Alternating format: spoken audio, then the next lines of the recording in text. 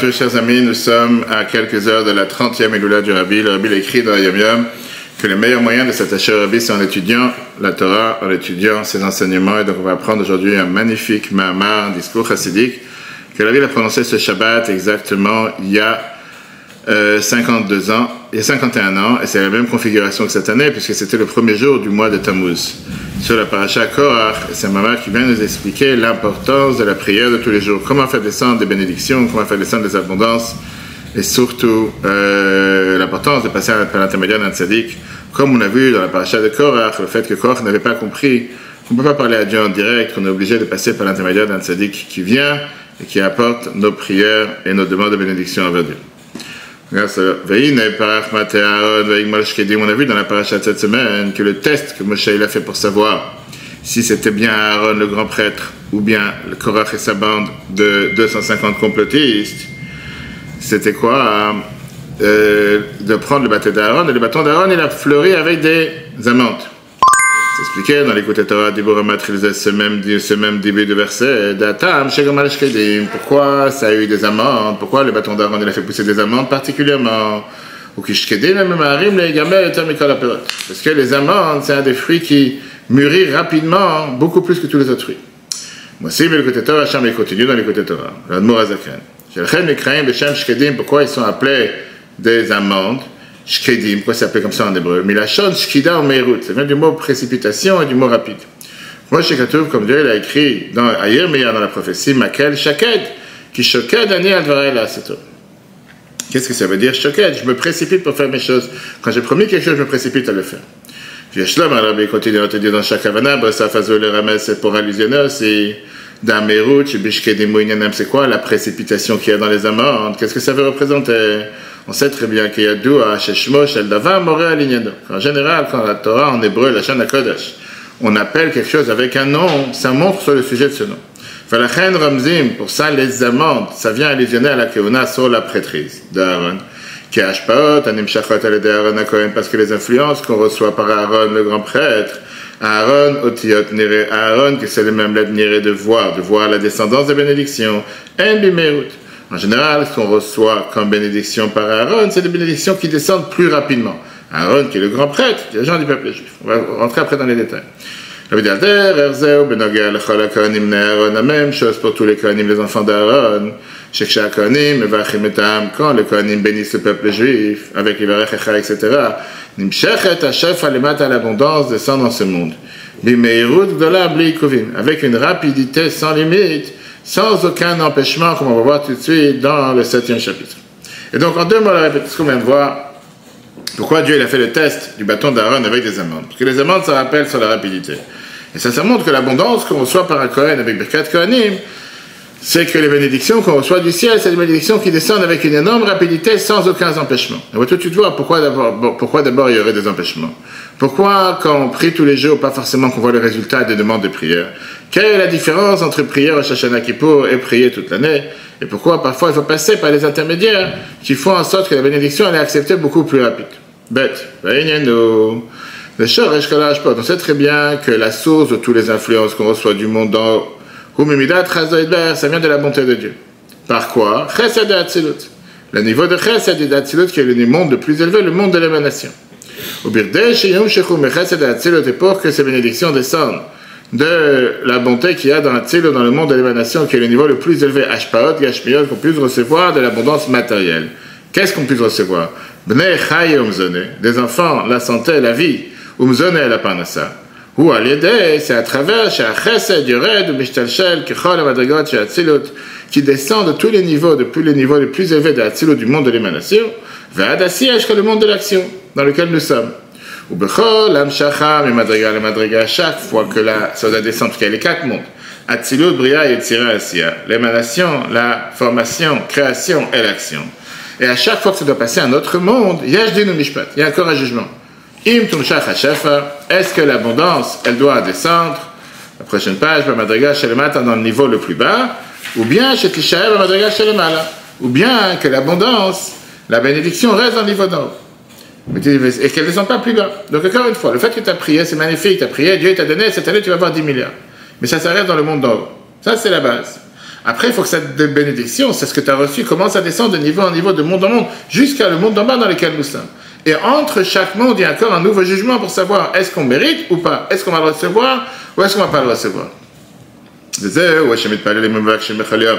C'est ça que nous prions et demandons tous les jours dans Shmonesra, dans la Hamida, la santé, la guérison, tout ce que tu veux dans Refaïnou, pour la santé, Barechalenu, tout ce qui est la Parnassa. Ah, la question que tout le monde demande, Af chez Mezonotaf, chez la dame, Suvim le Rosh Hashanah, Yom Kippourim. Malgré qu'on sait très bien que la Parnassa de chacun est fixée depuis Rosh Hashanah jusqu'à Yom Kippur, comme c'est écrit dans la Gemara Betsa. Quand la Gemara te dit Mezonotav, c'est pas seulement la Parnassa, c'est le Chol Shloshat Ha'inyanim, Ner Chaye Umzone. C'est les trois sujets qui sont les enfants, la santé, Chaye, la vie, Umzone et tout ce qui est la Parnassa. C'est-à-dire que toute cette abondance qu'on va recevoir toute l'année, ça a déjà été fixé entre Rosh Hashanah et Kippour. Alors a priori, quel est le but de prier tous les jours? La raison pourquoi on prie tous les jours à nouveau, parce que c'est très simple, qui activa, Vachatima Tova Shel Rosh Hashanah Yom Kippourim. Parce que ça, qu'on a été inscrit et scellé pour le bien, Rosh Hashanah Kippour, ou Amshachat HaChesed Malchut Hatzilut. Dieu, il a fixé que tu vas recevoir une abondance matérielle, mais cette abondance, elle va descendre dans le monde plus élevé que le monde de l'émanation d'Hatzilut. Le niveau de Malchut, qui est le niveau le plus élevé. Très bien. Mais au final, on ne vit pas dans ce monde. Nous, on vit dans le monde de l'action, le monde d'Assia. Ou que afin que cette abondance de bonté de Dieu, qui est originalement spirituelle, descende dans les sujets matériels qu'on a besoin. C'est par ça que ça descend de la bonté qu'il y a dans le niveau de Malchut, qui est dans le monde de l'émanation, dans le niveau de bonté du monde de la création, qui est un monde en dessous. Ou la Chesed, après ça va redescendre dans le monde en dessous, le troisième monde, Chesed et Yitzira, et Asiya, le monde de la formation, et le monde de l'action dans lequel nous sommes, qui est le monde matériel. Et donc, c'est bien beau de prier Rosh Hashanah Kippour, et c'est important de prier Rosh Hashanah Kippour. Et Rosh Hashanah Kippour, Dieu il décide tout ce que tu vas voir dans l'année, mais c'est décidé spirituellement. C'est décidé que ça sera un Chesed Ruchni, un Chesed spirituel. Quand tu veux avoir ce Chesed matériel, pour ça tu as besoin de prier tous les jours. Prier tous les jours pour que ce que tu as reçu dans le compte en banque, Rosh Hashanah Kippour, descende concrètement, matériellement dans la vie de tous les jours, dans ce qu'on a besoin. Quand la vie te dit, c'est pas seulement la santé, mais c'est la santé, les enfants, la vie et la parnassa, on puisse le recevoir concrètement dans la vie de tous les jours. Et ça, c'est l'explication. Qu'est-ce que la Gemara nous dit? Adam Lidan Bechol Yom. La Gemara Rosh Hashanah 16.1 te dit qu'un homme, une personne est jugée tous les jours. Chaque jour, Dieu, il te juge encore une fois à nouveau. Qu'est-ce que ça veut dire? Malgré qu'on a déjà été jugé Rosh Hashanah et Kippour, et ça a déjà été fixé l'abondance qui a dit Rosh Hashanah et Kippurim. C'est quoi le jugement de Rosh Hashanah Kippour? Que descende cette bonté à l'humain dans le niveau de Malchut Hatzilut, qui est le niveau le plus élevé du monde de l'émanation, mais c'est dans le monde spirituel. Ça, c'est le jugement de Rosh Hashanah Kippour. Adin, Shadam, Lidan, Bechol Yom. C'est quoi le jugement qu'on est jugé tous les jours? Ou, Im ou Raoui, Shach, Chesed, Shenim Shach, Kvar al Nafsho, le mal à Rosh Hashanah et Kippurim.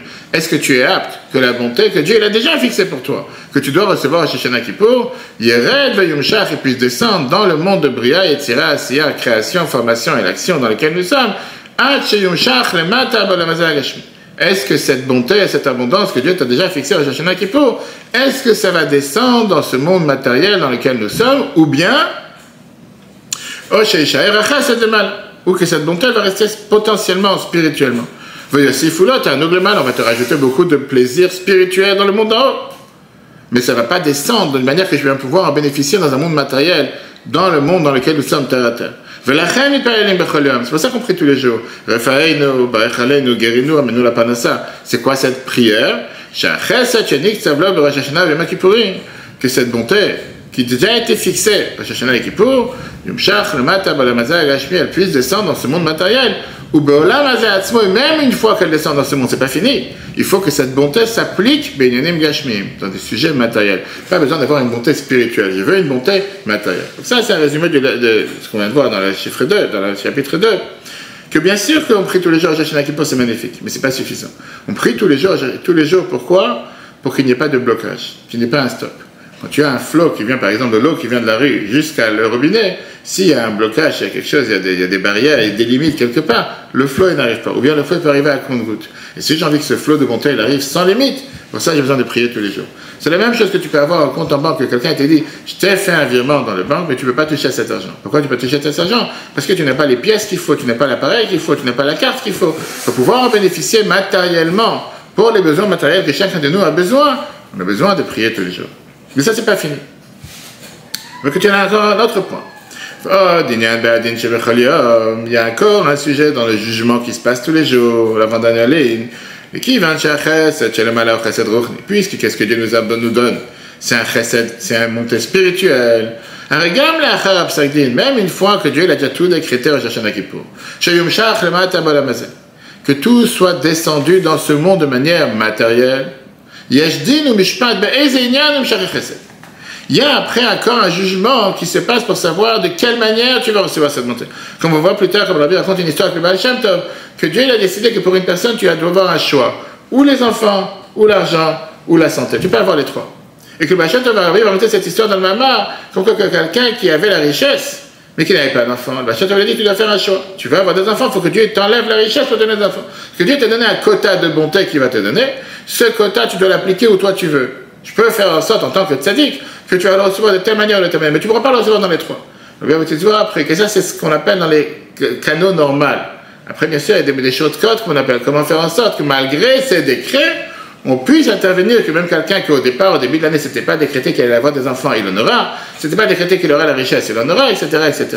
Donc, on dit que ce n'est pas suffisant qu'on te dit que chaque jour, la prière de tous les jours, c'est quoi? C'est faire descendre la bénédiction du monde spirituel dans le monde matériel de tous les jours. Mais c'est aussi s'assurer de quelle manière cette bonté va s'exprimer dans la vie de tous les jours. Mais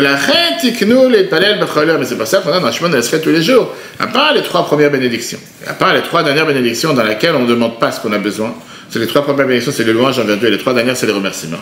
Les 12 qu'on a au milieu, dans laquelle pourquoi je prie sur tout tous les jours, encore une fois, et la santé, et la vie, et 6 bénédictions sur la Géoula, etc. C'est comme je ne sais pas où je vais recevoir cette abondance. Je sais qu'aujourd'hui, Dieu va me donner des chesed pour la santé, pas pour la panassa. Comme j'ai envie d'avoir tout, et je ne sais pas vers où je vais recevoir cette abondance, tous les jours, je répète ces 12 bénédictions, 3 fois par jour.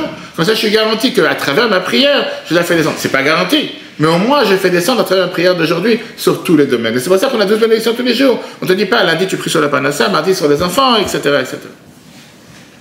Parce que dedans, dans ces 12 bénédictions, il dit, ça reflète tous les besoins de l'homme, mais les besoins de toute la communauté. Troisième point, troisième chapitre. Maintenant, c'est quoi ce jugement qu'on a tous les jours? De quelle manière va descendre cette bonté qui a déjà été décidée à Rosh Hashanah Kippour? Ça, c'est une parenthèse. Il faut d'abord s'assurer que Rosh Hashanah Kippour, j'ai déjà reçu le chèque dans le compte. Parce que si Rosh Hashanah Kippour, je n'ai pas reçu, il n'y a rien à demander tous les jours.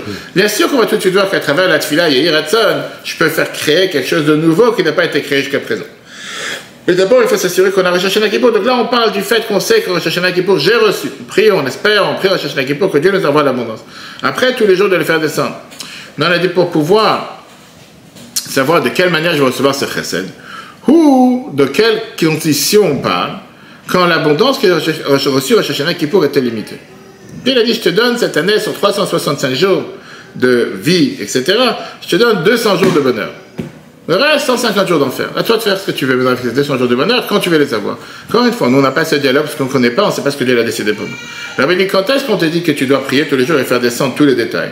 Parce que, encore une fois, quand l'abondance que je reçois au Shashana Kippour, c'est une abondance et une bonté limitée, très limitée. Cette bonté ne suffit pas. Que je puisse recevoir les abondances. Que je puisse pas avoir cette bonté dans tous les domaines. Et l'argent, et les enfants, et la santé, et la vie, et la parnassa. J'ai reçu une bonté, Dieu m'a donné un chèque limité. Ça, c'est la bonté que je te donne cette année. Maintenant, par exemple, ça peut être même. C'est sûr que Dieu m'a accordé 2 sur 3. Les enfants et la parnassa, mais pas la santé. Ou bien Echad même. Où ça se peut que la bonté que Dieu m'a accordée à Rosh Hashanah Kippour, c'est juste une seule des trois grandes lignes qu'on a tous besoin. Chez Az, qu'est-ce qui se passe à ce moment-là? Yesh din mishpat, il y a un jugement quand cette bonté elle est limitée. Il y a un jugement tous les jours. Imashpat a chesed, si je vais influencer cette bonté aujourd'hui, ti bivne, o bechaye, o bimizone. Est-ce qu'elle va être dans les enfants dans la santé, et la santé et la vie, ou dans la parnassa. Mais je ne pourrais pas avoir les trois. Pourquoi? Parce que c'est ce que Dieu a dit.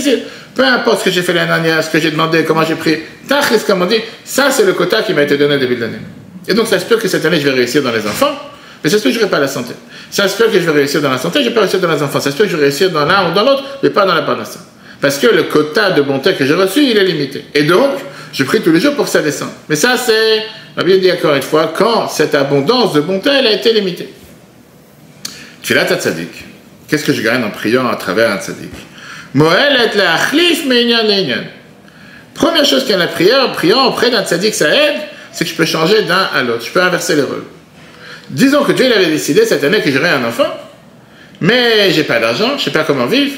En allant prier chez un tzaddik, je peux faire en sorte que le quota de chesed que je devais recevoir pour l'enfant soit changé et il passe pour la panassa, ou le contraire.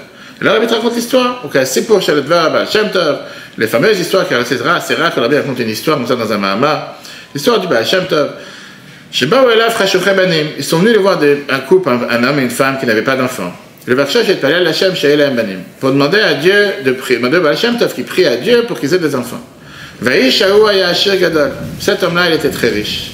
Le Baal Shem Tov il a dit Shebeim em maskimim, s'ils sont d'accord. Chez Yohanim de devenir pauvres, et Elam Banim, ils auront des enfants. Chez Kiblu Alem, ils ont accepté de devenir pauvres. Noldu la Banim venasoanim, ils ont eu des enfants, ils sont devenus pauvres. Alors, il t'explique c'est quoi cette histoire.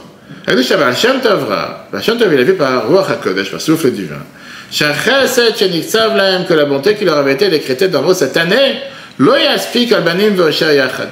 Ce ne sera pas une bonté qui va suffire sur les enfants et la richesse ensemble. Al-Deit Filato, par cette fila. Par la Baal Shem Tov, il a réussi à transformer les achlif, de changer Ashpaat HaChesed, mais Ashirut le Banim. Il a fait en sorte de changer cette abondance qui leur a été décrétée au début de l'année, des enfants, de la richesse aux enfants. Pourquoi? Parce que leur quota de bonté qu'ils avaient dû recevoir cette année, c'est un quota limité. Et ça, c'est numéro 1. Donc ça, c'est numéro 1. Tu ne vas pas passer par l'intermédiaire d'un tzaddik, tu ne pourras pas le changer. Tu vas passer par l'intermédiaire d'un tzaddik, tu vas pouvoir changer et interchanger cette bonté qui aurait dû venir d'un sens à l'autre sens. Viesh Lomar, le vie continue. Qu'est-ce qui se passe? Quand cette bonté elle est limitée, qui ne suffit pas quand cette bonté ne suffit pas pour les trois choses.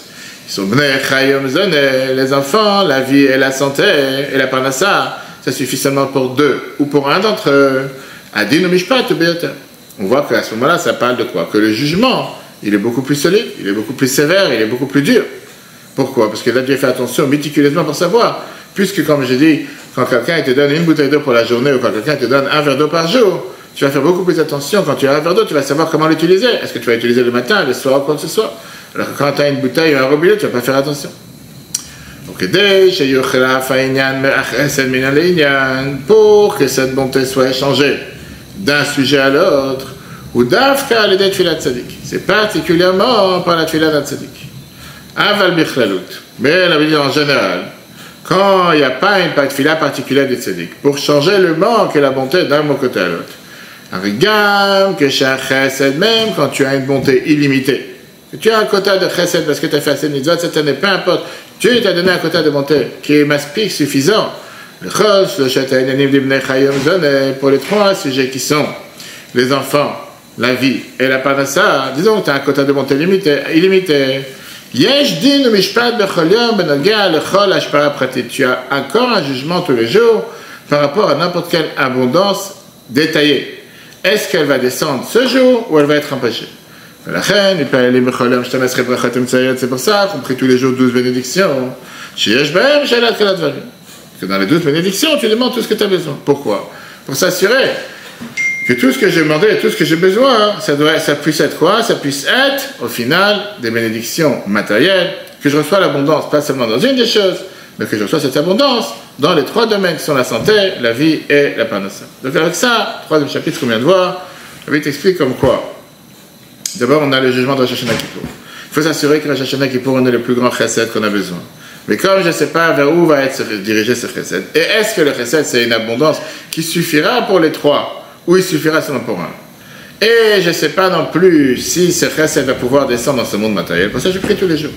L'avantage de prier chez un tzaddik, c'est quand je prie à travers un tzaddik, je peux interchanger le chesed si ça a été un chesed limité, qui puisse changer le canot du chesed qui a la place, qu'il aille vers les enfants, qu'il aille vers la richesse, ou le contraire, ou la parnassa, ou la santé, puisque ça se peut qu'il était limité. Mais même quand il n'est pas limité, le dit, c'est pas forcément qu'il va descendre de cette manière matérielle dans ce monde aujourd'hui, qu'aujourd'hui je vais avoir les trois. C'est ce que Dieu a décidé, que hier je vais te donner les trois. Aujourd'hui tu auras 0. Pourquoi comme ça? Je ne sais pas. C'est pas moi qui décide. Comme je dis, ça peut qu'aujourd'hui il y a de l'argent dans la banque, demain il n'y a pas. Ça peut qu'aujourd'hui j'ouvre le robinet, ça coule, et demain ça ne coule pas, demain il y a rien à plus. Pourquoi? J'ai pris tous les jours. Pour s'assurer que tous les jours, j'ai l'abondance dans tous les domaines. Quand, au départ, j'ai eu un chesed qui était assez illimité ou qui était assez large pour me nourrir et me donner ce que j'ai besoin dans ces 3 domaines tous les jours. 4. 4e chapitre. Il faut comprendre. Le matin, c'est très bien. Et tout ce qu'on vient de dire, c'est pas logique, parce qu'on te dit clairement que tout le jugement de Rosh Hashanah Kippour, c'est pas un jugement spirituel, c'est un jugement matériel. Tu dis qu'on est jugé Neshama Begouf et Neshama dans un corps. Wifrat et Fiamouva, mais l'écoute Torah, comme expliqué dans l'écoute Torah du Admour Azaken Me'agaot Maïmoni. On parle au nom du Rambam Nachmanide. Chez Adam, il donne de Rosh Hashanah, Benyan el-Amazé. Tous les jugements de Rosh Hashanah et Kippour, c'est pas sur des sujets spirituels, si je vais pouvoir apprendre la Torah, si je vais pouvoir faire des mitzvot, c'est sur des sujets matériels.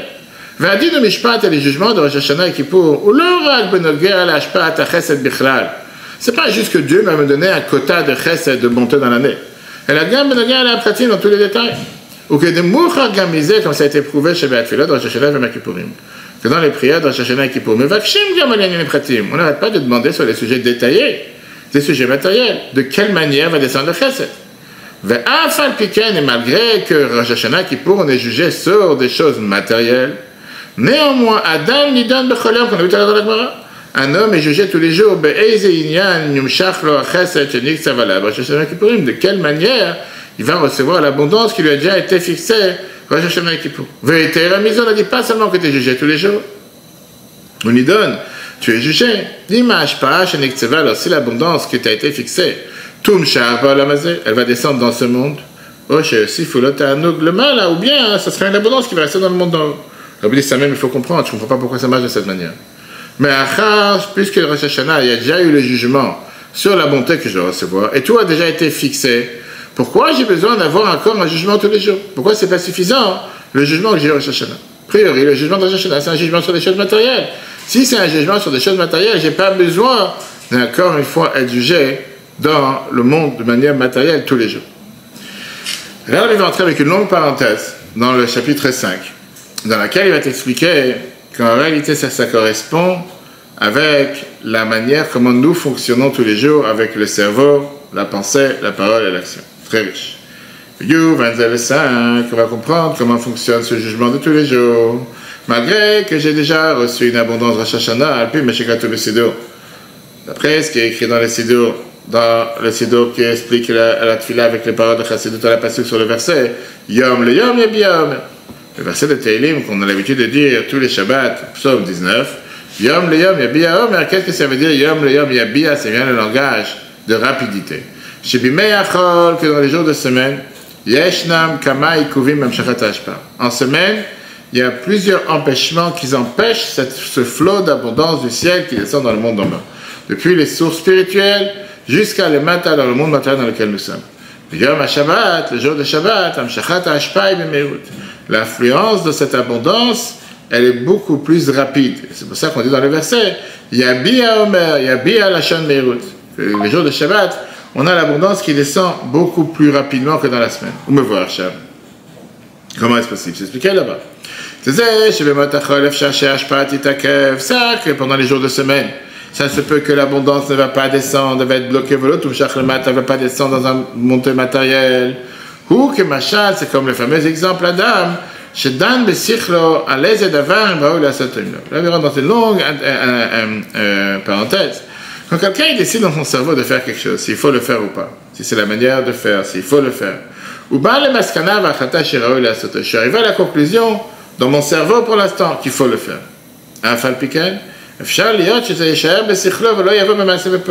Ça que j'ai pris une décision dans mon cerveau de faire quelque chose, ça m'engage en rien de venir le faire. Tu as pu prendre la plus grande décision dans ton cerveau et ça reste dans le cerveau. C'est pas descendu dans les choses concrètes. J'avais dit plus que ça. C'est qu'un cher devant le gars, les massés, quand concrètement tu vas vouloir mettre ça en application, ce que tu as décidé dans ton cerveau, Ou shokel bedato otpam, im la sot bepoel, fait shechet de sikhlo. Tu réfléchis encore une fois, comme Robinet. Bonjour. Tu réfléchis encore une fois, est-ce que tu vas le faire ou tu ne vas pas le faire? Et rien n'empêche, rien n'engage, rien n'oblige le fait que tu as décidé dans le cerveau de le faire, que c'est ce que tu vas faire concrètement. Pourquoi? Je vais continuer. Alors pourtant, j'ai déjà décidé dans mon cerveau. J'ai déjà pris la décision que je vais le faire. J'avais déjà pris la décision que je vais le faire. Mais comme néanmoins, puisque l'action que j'ai ressentie, dans la décision de mon cerveau, c'était une action, mais qui était dans le cerveau. La règle Sheba devant les démassés le poël, quand ça demande de revenir concrètement, une action concrète, séparée du cerveau. C'est-à-dire que les tièdes, il faut se conseiller avec la doune, mais réfléchir dans ton cerveau, il faut que je prenne la décision encore une fois. Est-ce qu'il faut vraiment que je mette ça à l'action ou pas? Puisque ce sont deux mondes totalement déconnectés, le monde du cerveau et le monde de l'action. La vie dans ça même, il te montre dans un corps en détail. Comment nous fonctionnons tous les jours? Dans la page 10, il y a deux différents détails, deux sujets dans ça. Il y a une différence entre l'action comme elle est dans le cerveau et l'action comme elle descend dans le monde concret. Décider dans le cerveau, ça n'engage en rien, ça n'oblige en rien l'action. Pourquoi? Parce que l'action que j'ai décidée dans le cerveau et l'action concrète sont deux mondes contraires. Ça se peut que dans le cerveau, j'ai décidé exactement qu'est-ce que je vais faire, comment je vais faire, mais ça ne veut pas dire que je vais le faire concrètement. Quand je vais commencer à devoir le faire, je vais réfléchir encore une fois, c'est sûr que je vais le mettre en application et le mettre, mais aucun rapport avec la manière comment j'avais décidé dans le cerveau au départ. Pourquoi?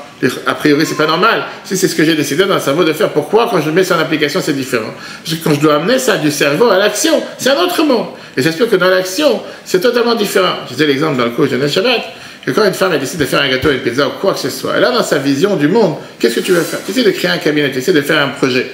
Tu as dans la vision, dans ta tête, tout est parfait. Dans l'action, c'est peut être totalement différent. Et pourtant, c'est pas ce que tu as envisagé. C'est pas ce que tu pensais. Parce que dans la tête, dans le cerveau, c'est un monde. Et après, quand ça descend dans l'action concrète, c'est un autre monde. Ça, c'est une parenthèse longue. Il envoie pour te faire comprendre comment fonctionne cette abondance du ciel. Comment ça se fait qu'il y a un décalage entre ce qui a été fixé au départ et entre ce que la réalité des faits. Comment ça se fait qu'au départ, on a eu une abondance de précède cette année, il y aura 10 millions de montées dans la santé, la parnassa, et que concrètement, dans la vie de tous les jours, les choses ne sont pas aussi faciles que qu'est-ce qu'on aurait voulu ou que qu'est-ce qu'on imagine. Et là, elle t'explique la différence comme dans le fonctionnement que nous fonctionnons tous les jours. Vérité, mais je l'avais dit plus que ça. Même quand tu penses à la chose, tu pourrais parfois avoir une idée, de ne pas le faire. Tu dois encore une fois réfléchir, méditer, est-ce que tu vas le faire ou pas. Mais ça, c'est la manière comment fonctionne le corps, l'âme, avec pensée, parole et action. La pensée, c'est ce qui est le plus proche à l'âme. Dibur, la parole, ou maaseh, l'action qui est la chose la plus terre à terre. Ou birdesh, etiyam, shacham, pour que ça descende du cerveau, ou bien des sentiments. Le maaseh, l'action qui est la dernière avec laquelle on s'exprime. Ou à l'aider, marchava dibur. Ça vient par la pensée et après la parole. Quelle est cette pensée qui passe à travers la parole et après l'action? Tu penses comment agir. Puisque cette pensée elle est totalement déconnectée du cerveau, elle n'oblige pas en rien le cerveau. Parce que la pensée, elle existait chez toi d'abord. Quand tu as médité quoi faire, comment faire, tu as décidé qu'il fallait le faire, mais elle était totalement annulée au cerveau. C'est le cerveau qui a décidé de quelle manière le faire. C'est quoi alors cette pensée? Et par ça tu ressens le cerveau, tu penses, tu médites à ce que le cerveau il a décidé de faire. Mais comment le faire? C'est totalement différent du cerveau. Parce que tu peux avoir une pensée d'une chose, et le cerveau après commence à réfléchir et il voit que ce que tu as pensé, c'est déconnecté de la réalité. Donc le cerveau commence à mettre un ordre dans la pensée que tu as eue. Cette pensée n'oblige pas le cerveau. Le cerveau, l'intelligence, n'oblige pas la pensée. Et donc, quand maintenant cette pensée, cette décision qui était dans le cerveau, elle descend vers la pensée pour savoir comment le faire, il y a une barrière déjà, il y a un écouf, il y a un empêchement. Parce que ce qui a été décidé dans ma tête, dans mon intelligence, c'est une chose. Maintenant, prends ça en action et commence à faire descendre ça dans un plan concret. Il y a deux empêchements. Il dit, d'abord, c'est que le cerveau il a décidé de faire quelque chose. Ça n'oblige pas la pensée de le faire concrètement. Parce que la pensée, c'est un habit pour le cerveau, mais ce n'est pas le cerveau lui-même. Le cerveau, il pense. J'ai tel et tel pion, ça va aller de tel jour, je vais faire telle et telle chose, et après tu commences à réfléchir. C'est magnifique ce que tu as pensé. C'est pas faisable. Ah, pourquoi tu l'as pensé? Parce que ça n'oblige pas l'action. C'est une bonne chose. Deuxièmement, pour pouvoir le faire descendre concrètement dans la pensée, après la parole et l'action, il faut réfléchir encore une fois. On dit, mais c'est pas fini. Parce qu'une fois que tu as passé cette étape de tout ce qui est le cerveau et la pensée, maintenant il faut passer ça à la parole. Dans la page 11. Pareil, ou Be'amshacha, c'est la même chose dans la descente qui est Be'amachava, les dibour de la pensée à la parole. De qui Vancha dibour le matin Be'amachava, puisque la parole elle est plus bas que la pensée. De Marshava, il est Atzmo, la pensée, elle est pour elle-même. Vadibour, le zelato et la parole, elle est pour l'autre. Quelqu'un tout seul, il ne parle pas. La reine Amshacha, chez Marshava, le dibour, elle découvre encore un empêchement pour faire passer cette idée de la pensée vers la parole. Vegam, basé dans ce même accord, le deux sujets qu'on a vu tout à l'heure. Na Marshava, na Mechayevet et Adibour. J'ai pu penser à quelque chose, mais ça ne m'oblige en rien de devoir en parler. Je peux penser, ça reste à l'intérieur de moi. Ça se peut que cette pensée elle reste dans ma pensée. Je ne vais même pas en penser s'il faut que j'en parle. Mais j'ai plus que ça, et par rapport à la parole. Même quand il pense s'il faut en parler, ça fait qu'il a un doute. Il faut dire que les tièdes, c'est de se conseiller, en débattre. De Kivan chez Marshava, il est Atzmo, Vedibour, le Zolato, puisque la pensée elle est pour lui et la parole elle est pour l'autre. Mais une fois que tu as décidé par rapport à la pensée, ou me pas Kadain, il a encore un doute. Il me l'a avisé grand Bedibour, est-ce qu'il faut en parler, les galottes, le Zolato, et voilà son ami, etc. On verra la semaine prochaine si Dieu veut dans les 6. Toute cette grande, je veux dire, parenthèse que Rabbi il a fait, il a dit c'est la même chose qui se passe. Rosh Hashanah Kippour, une fois que c'était décidé dans les mondes les plus élevés, ça descend dans les 4 mondes, qui est le monde d'en bas. Ça même, ça descend tous les jours. Une fois que ça descend tous les jours, dans quel canot ça va descendre tous les jours? De quelle manière? De quelle abondance? Jusqu'à ce que ça arrive terre à terre, qu'on puisse vraiment bénéficier de la plus grande bénédiction qu'on a eue. Et après, on va comprendre pourquoi parfois tu peux prier et tu ne vois pas la réponse à ta prière. Ça ne veut pas dire que Dieu l'a répondu non. Ça ne veut pas dire qu'il ne t'a pas répondu. Ça se peut qu'il t'a oui répondu. Mais que ça descende du plus haut niveau, au niveau terre à terre, il y a un blocage quelque part. Et ce blocage, il y a des moyens de le faire sauter, qu'on va voir après. Il y a 4 années, on va voir après la prière, la tombe d'un tzaddik. Ça, c'est les moyens de court-circuiter ces blocages pour, malgré ce qui est à l'ordre chronologique normal, comment les choses doivent se passer, c'est parce qu'on parle de cet ordre. Mais là, on est en train de voir comment les choses se passent dans la vie de tous les jours. Richissime, cette veille de la loi du Rabbi, apprenons ces merveilleux enseignements dans la vie de tous les jours, comme on l'a dit tout à l'heure. Le jour de la tzaddik, particulièrement le Rabbi Rosh Ben Israël, c'est important pour chacun d'entre nous d'investir, que ce soit dans la tzaka, l'allumage de bougie, prier, écrire sur l'Oël du Rabbi. Qu'on mérite d'avoir toutes ces bénédictions pour nos frères et sœurs en Israël, pour les soldats, les otages, les blessés, qu'on puisse partager que des bonnes nouvelles. Le cours, on replay sur etora.fr. Si Dieu veut, à la semaine prochaine, on finira ce Mahamar magnifique.